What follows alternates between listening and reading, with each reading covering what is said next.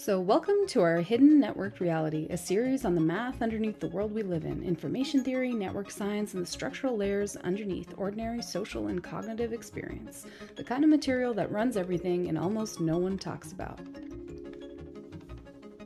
In July of 1948, the Bell System Technical Journal published a paper by a 32-year-old engineer named Claude Shannon.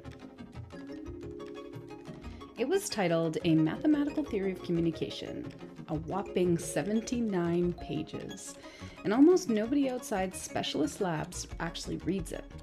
But almost everybody alive today has felt the effects of this paper. The core mathematical framework for digital communication. Well, because from those pages came the mathematical framework behind much of the digital world we live in. Wi-Fi, cellular networks, MP3, JPEG, error correction, cryptography, the internet, video compression, and zip, among many others. So Claude Shannon was a quiet, almost reclusive engineer at Bell Labs. He rode a unicycle through the halls while juggling. He built mechanical mice that solved mazes, and he invented a calculator he called a throwback that did arithmetic in Roman numerals, apparently just for fun. He was also one of the most consequential thinkers of the 20th century, and he did his most important work astonishingly young. At 21 years of age, his MIT master's thesis showed that Boolean algebra could run on electrical relays. That single insight became foundational to digital circuit design. 11 years later, at the age of 32, he sat down to solve a problem that engineers at Bell Labs had been struggling with for many, many years. How much information can a telephone line actually carry, and how much of it gets lost to noise? He actually answered both these questions at once, and to do that, he had to invent an entirely new way of thinking about information. So to appreciate what he did, you have to understand what came before. Before Shannon, engineers thought about information in very vague terms. Louder is better, clearer is better, more amplification is better. It was all a heuristic. There was no underlying theory. But Shannon proved that none of that captures what is actually happening. And he started by defining three things very, very precisely. The first is the signal. Whatever a sender is trying to transmit, your voice on a phone call, could be a radio broadcast or a telegraph dot. The second is the channel, the medium the signal travels through. It could be like the copper wire, the atmosphere, a beam of light. And the third one is noise. Everything in the channel that didn't originate with the sender. AKA it could be static, crosstalk, distortion. Three primitives: signal, channel, and noise. And when you put those together, you get a diagram that changed everything. So here it is, the diagram Shannon drew on page 2 of his very famous paper. An information source produces a message, a transmitter then encodes it as a signal, and the signal travels through a channel where noise perturbs it. A receiver decodes what arrives, and the message reaches its destination. So this picture, simple as it looks, became the canonical model for digital communication. Every text message, every video call, every satellite link still runs on this structure. But the diagram was only the beginning. Shannon's deeper move was proving that information itself has a unit. Before him, information was, again, like we described, a very vague concept. You couldn't measure it. You couldn't even count it. After him, it became a quantity you could actually engineer. And this unit is called the bit. 1 bit is the answer to one yes or no question. So how many bits a message contains is how many yes or no questions you would have to answer to specify it exactly. So this is one of the most consequential conceptual moves of the 20th century. And it set up everything that came next. Because once you have a unit of information, well, you can prove things about it.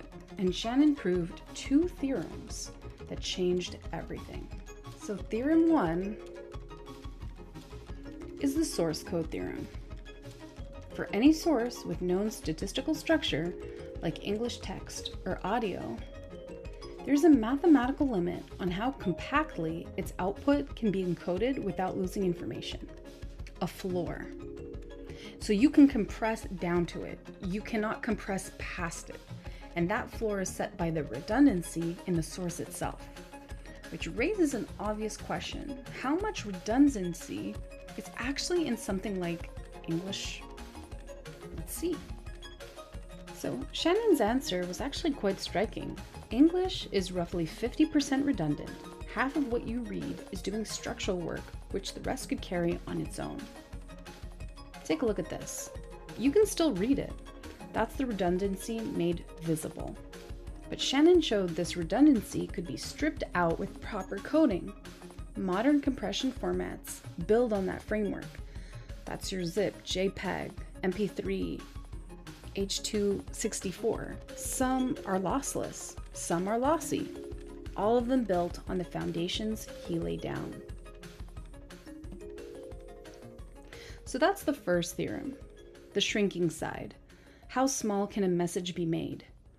The second theorem is about the other side, the carrying side. How much can a channel actually hold? Well, every channel model has a capacity, measured in bits per second.